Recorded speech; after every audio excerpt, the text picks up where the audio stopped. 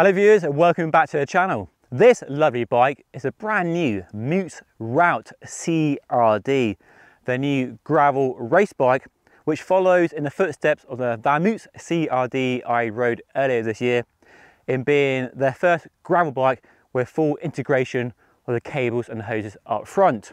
And in this video we'll go through all the details and changes and also go for a ride. I'm here in the New Forest to find out whether titanium is a good alternative to carbon fibre if you want a gravel bike for racing or just very fast riding. So I'm David, you're watching Just Ride Bikes. Let's dive in. So Moots have been making bikes for the last 30 years or so, and for the last 10 of those years they've been making gravel bikes, and the Routt is a range with now 5 models to choose from. And the CRD we have here, which stands for Complete Race Design, by the way, is their raciest offering yet. And the main change on the bike is full internal cable routing. Now, love it or hate it, it's a very popular trend on road and gravel bikes, and Moots have clearly felt the pressure and demand to embrace the trend and offer it on their titanium bikes. And I have to be honest, this carbon stem and headset is rather jarring to my eyes, and does sit very heavily on top of the lovely slender tyre frame. But you guys want internal cable routing, and this is what we have to have. But if I'm buying a Moots, I personally would go for one of the other Routts, like the 45, with a classic Moots tyre stem and external flappy cables rather than this setup here. But if you wanted a Moots with internal cable routing, and that's one thing stopping you from buying a bike, then this is their solution. Let me know what you think by leaving a comment down below. And to enable the company to do the full integration which we have here, they developed their own carbon fibre components. We have a brand new fork with clearance for up to a 50mm wide tyre, their own stem and their own handlebar as well. So a big step forward in offering these finishing parts. And the stem and handlebar come in loads of different widths and lengths to suit your requirements. Moots has been making titanium bikes for an awfully long time, and that experience and expertise really shows. The finish and the attention to detail on a bike is absolutely top level and does go some way to justifying the rather high price tag, which we'll talk about later in the video. The wheels are some of the smoothest I've ever seen on a bike. So lovely around each junction, really shows that workmanship on the frame. And then we had this fantastic finish. They have a special process to allow them to extract a range of colours, and are now quite a few options to choose from. So the frame is designed for racing or riding very fast, and it uses their lightest titanium tube set.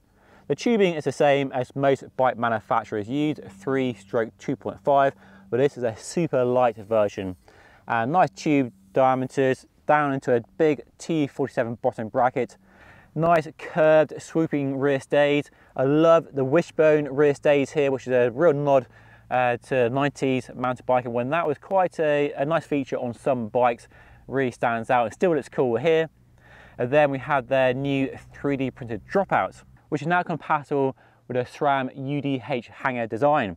That both enables easier replacement of the mech hanger if it snaps or bends, and also means forward compatibility with the new SRAM T-type transmission, which we've seen on the mountain bikes, where the rear derailleur is mounted directly to the frame and does away with the mech hanger, which is a weak point on most bikes. So a nice forward compatibility there, and also just easy to replace a mech hanger if it snaps.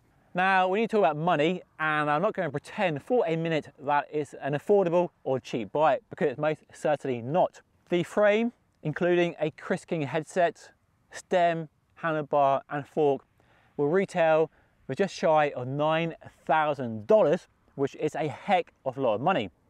And then in the US, where full builds are offered, they start from about $12,000 with SRAM Force Access Explore. Now here in the UK, we don't get full builds, we only get frame sets, and you work with your dealer or bike shop to build a bike of your dreams. But Saddleback, the UK distributor for Moots, lent me this full build demo bike to ride a bike and sample the ride quality of it. And it is a very nice build, as you can see. SRAM Force Access 2x. I personally rather have 1x with an Explore cassette, some lovely MV 3.4 wheels topped by a pair of Gravel King tyres from Panaracer, and a Moots tie seat post and a WTB branded saddle with the Moots logo on it. and some nice Moots tie cages. And I'll flash out the weight for the complete build on screen right now. Okay, let's see what this new bike is all about. Here in the New Forest, a paradise of gravel tracks. So I've got an hour to explore on my own, and then meeting a friend who knows the area really well to show me some new trails. So let's go find some gravel.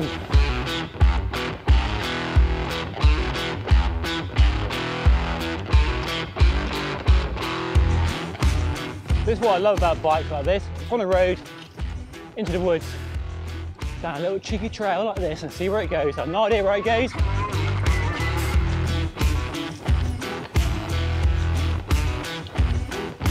Right, feels so good. I'm riding a mix of smooth gravel tracks in the forest and narrow twisting single track designed for a mountain bike, and the Moots is handling it all so well. With a short stem and wide handlebar, the steering is definitely on the far side, so cornering is a real joy. It springs from one apex to another with no hesitation. It really is a joy to ride on narrow trails like this. And the more I ride it, the more I'm drawn to it, and the more I get used to the fat stem below me. The comfort compliance is pretty good off-road actually. Got your tyres running pretty low pressures, and comfort through the saddles, yeah, good. At 27.2mm seat post, do a nice job of flexing around. Let's see how we get on with a steep climb here. It's bumpy, it's rough, not much traction from the tyres. Might struggle, and that's it, I'm out, tapping out. I love exploring new areas, and bikes like this one just allow you to ride down any track. Not sure this is what they had in mind over in Colorado when they designed the bike though. The front end definitely feels firmer than I was expecting. I wonder how much the beefy carbon stem and 35mm diameter handlebar are robbing the bike of the front end compliance it really should provide, and which I definitely crave on this ride. I'd love to put a suspension stem on, but I'm not sure it's entirely possible with this setup. I'm liking the shape and design of the handlebar. Nothing revolutionary here, but nice profile on the tops. 13-degree flare drop. Hood's canted over a little bit, but not too bad.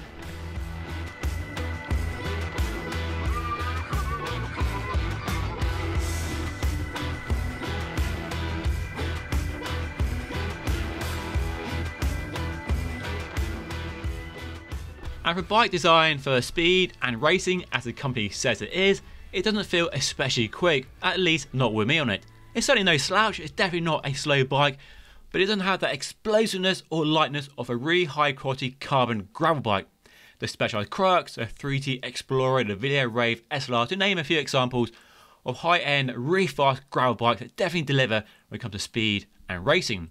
So I'm conflicted about who the bike is for and aimed at. Racers, in my opinion, will choose carbon for the weight, aero and stiffness, and if you do like the benefits of titanium, you'll likely want more smoothness and versatility, bigger tyre clearance and a smattering of mounts for racks and fenders.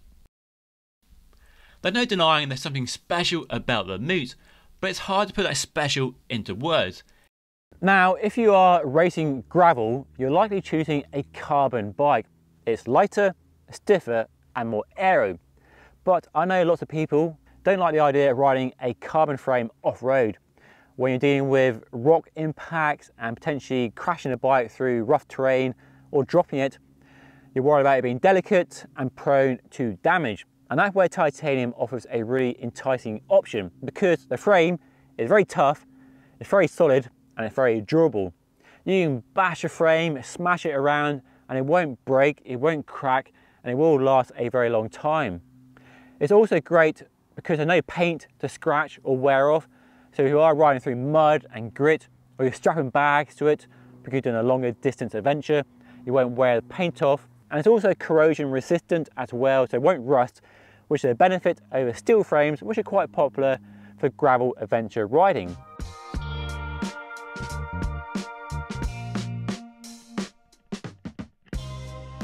So this might be a bike designed for racing, and an interesting alternative to carbon fibre if you're not worried about the marginal gains of aerodynamics and low weight of carbon fibre. Personally, if I buy a Moots, if I was in a fortunate position to buy a bike like this, I would probably plump for the Routt 45 with their own titanium stem, because that's the look I'm a fan of.